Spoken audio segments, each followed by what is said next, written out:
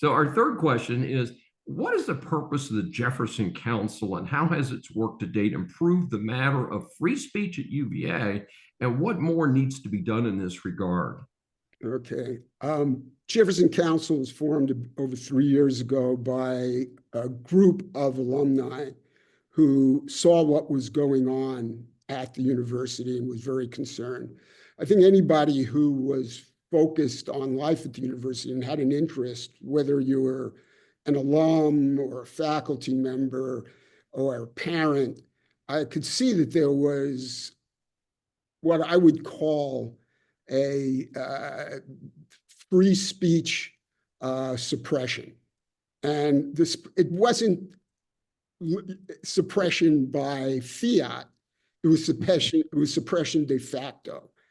And that suppression was if you did not agree with the agenda that was being propagated virtually on a daily basis on the grounds, you were going to be marginalized and you were going to be attacked on social media, and students were afraid to speak up in class. And just to show that that's, I think, what a lot of us were seeing, but that was in essence, there was not intellectual diversity. There was a fear of people from moderate conservative to more strongly conservative speaking up on the grounds. And the group saw that, as well as attacks on our founder, Thomas Jefferson, who's known as Mr. Jefferson in Charlottesville and on the grounds.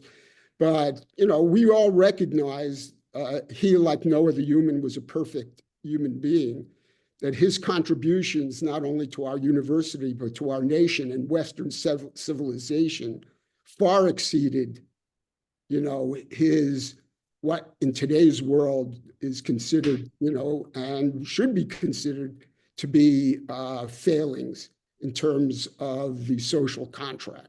But it wasn't in his day. And as I said, you know, his contributions far surpassed that. And he was revered on grounds.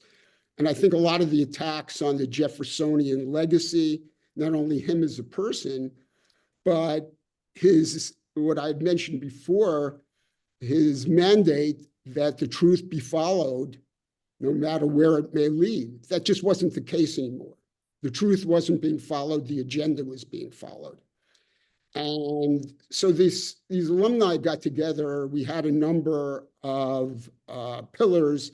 I mean, free expression and diversity of thought was one. The Jeffersonian legacy was another. The integrity of the Jefferson grounds was another, which is, of course, distinct to UVA.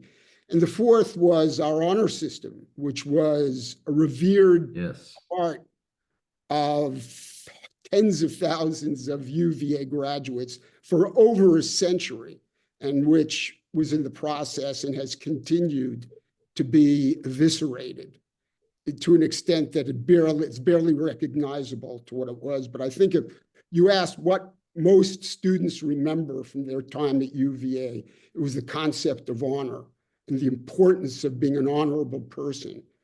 More important than wealth, more important than success was being a person of honor and integrity.